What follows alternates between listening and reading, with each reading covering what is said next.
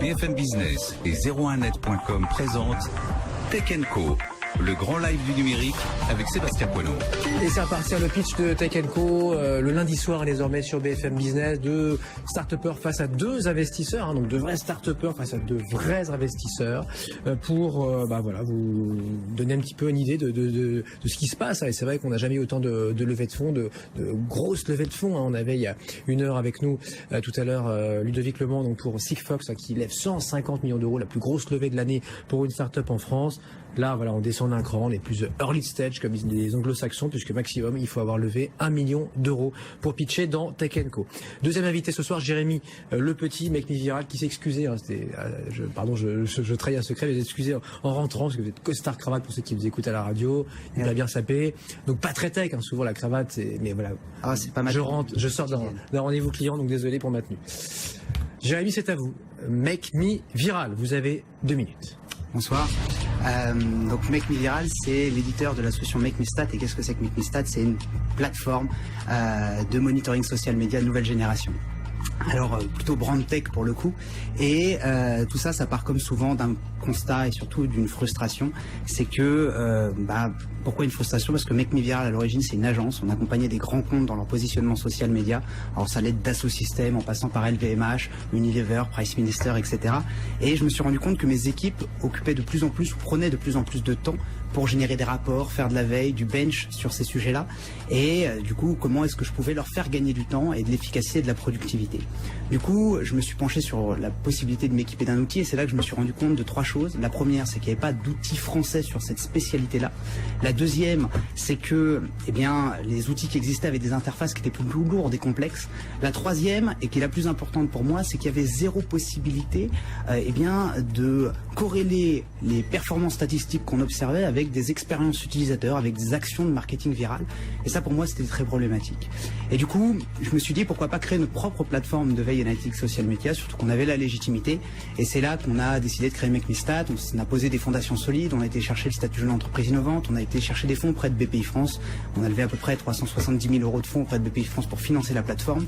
Et donc, on a conçu Make Me Stat, qui est sorti de terre en avril 2015. On a agrégé Facebook, puis Twitter, puis Instagram et enfin YouTube. Et on a conçu une plateforme qui se veut extrêmement simple dans l'usage, particulièrement agile dans la collecte de data, en smart collect, puisqu'on ne collecte que les data qui sont utiles pour nos utilisateurs, ce qui nous évite un stockage lourd. Et on a une plateforme qui est surtout totalement collaborative. C'est ça qui fait un gros point de différence avec nos concurrents, puisqu'on a la possibilité sur Make Me Stat, un peu à la manière de Dropbox, d'agréger ces événements sur la plateforme de manière à pouvoir corréler l'expérience utilisateur avec les performances statistiques. 2 minutes pile, merci beaucoup Jérémy. Alors voilà, je vous ai présenté comme Make Me Viral, j'étais mal renseigné, c'est donc Make Me Stat que vous m'avez vendu, que vous nous avez proposé. Et oui. On en est là en 2016, Stéphanie, les Balthazar, les startups créent elles-mêmes, ont des spin-offs, voilà, il y a un truc qui explose au sein même de la boîte, on peut faire une deuxième boîte. Stéphanie, votre question donc pour Jérémy ce soir. Nous, on aime bien Snapchat. On vient d'ailleurs de faire le premier concours de start-up et de pitch sur Snapchat. Ouais. Du coup, comment vous faites pour mesurer Snapchat? C'est le seul des réseaux sociaux que vous n'avez pas mentionné. Exactement. Alors pour l'instant, c'est un réseau social sur lequel on n'est pas positionné. Déjà parce qu'il faut suffisamment de ressources techniques pour investir à un nouveau réseau social. Et pour l'instant, on a stabilisé la plateforme avec Facebook, Twitter, Instagram et YouTube, ce qui n'est pas rien.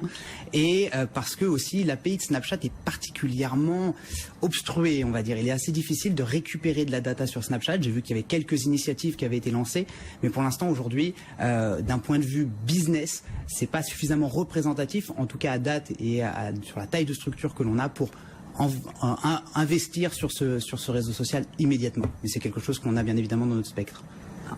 En même temps, si je puis me permettre, il y a énormément de sociétés qui font déjà du monitoring de réseaux sociaux. Oui.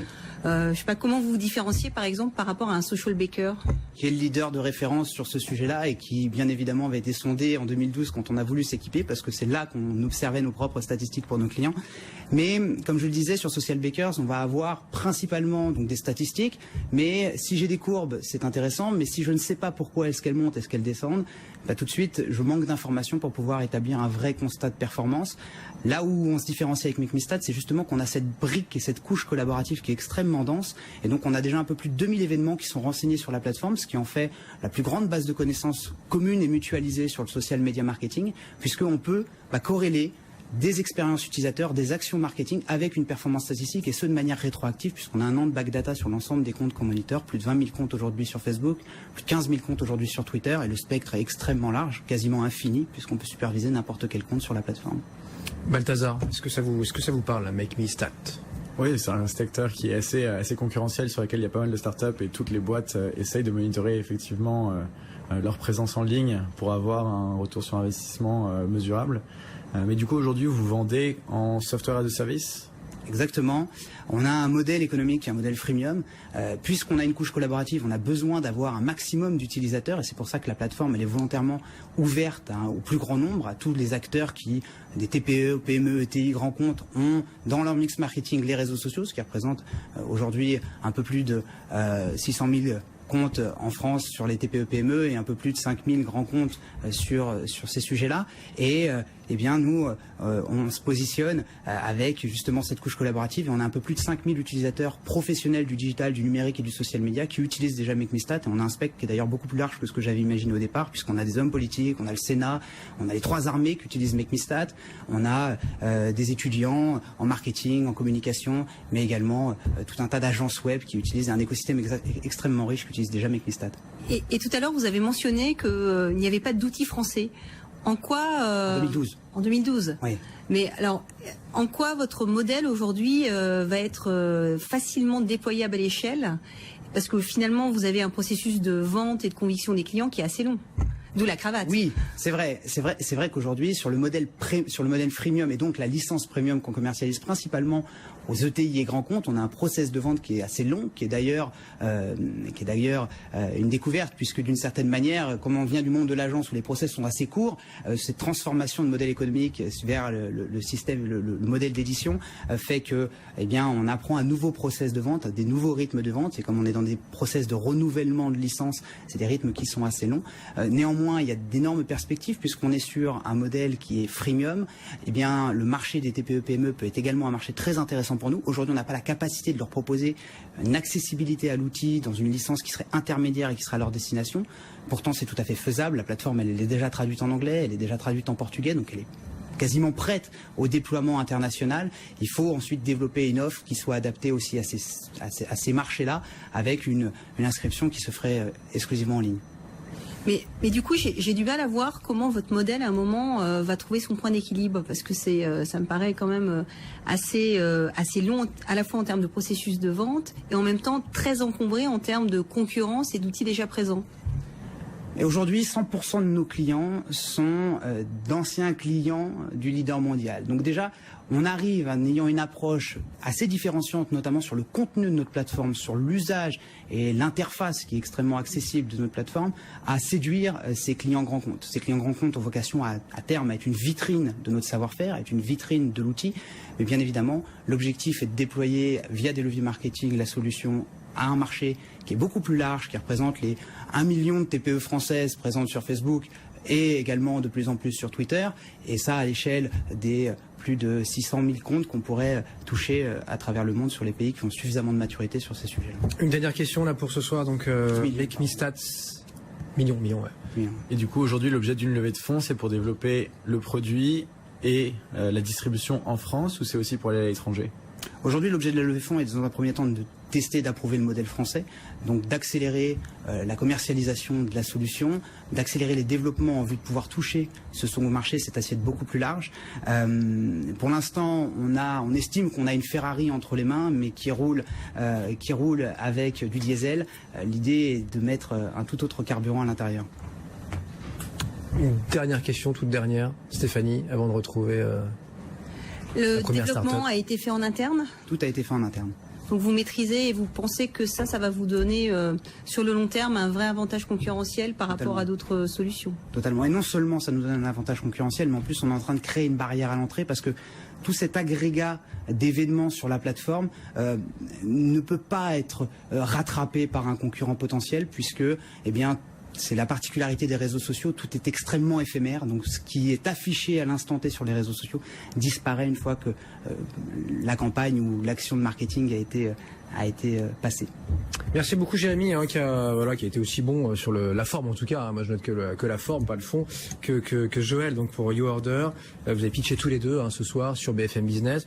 Il nous restait 4-5 minutes là pour faire le bilan ensemble. Il n'y a pas de grand gagnant, mais on peut dire qui on a préféré dans le pitch de Tech & Co. Balthazar, vous pour The Family, est-ce que The Family demain pourrait aller plus loin, voire investir dans l'un de ses business, voire dans les deux business?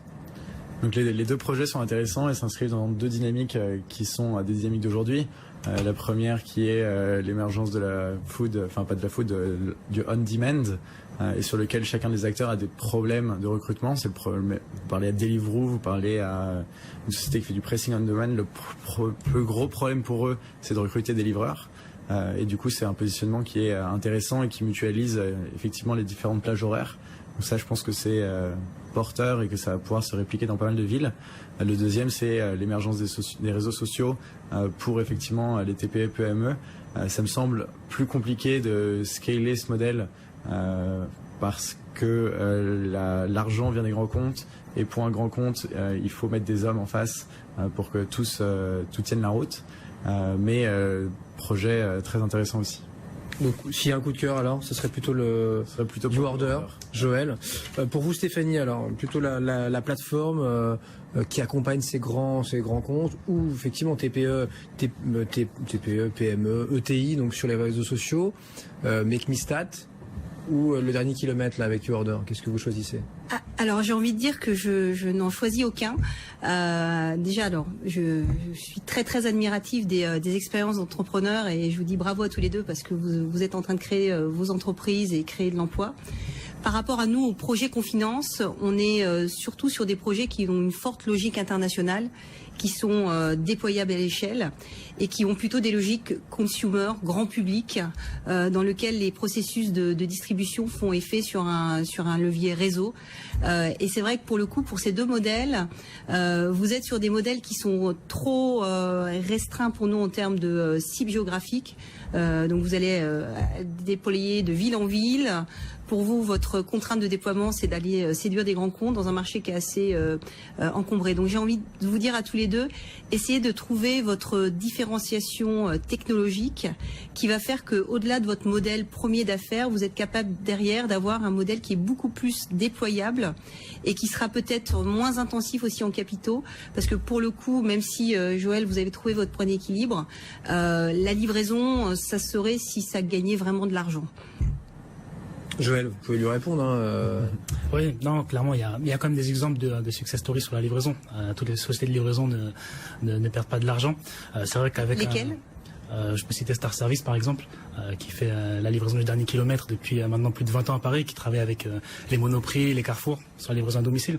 Mais vous avez raison, puisque sur la techno, il faut clairement qu'on apporte un avantage concurrentiel, et c'est ce qu'on est en train d'essayer de faire, parce qu'on a notre plateforme web en mode SaaS. Et clairement, nos modules de planning est un atout pour nos clients, parce que nous on s'en sert, mais on peut aussi le proposer à des clients.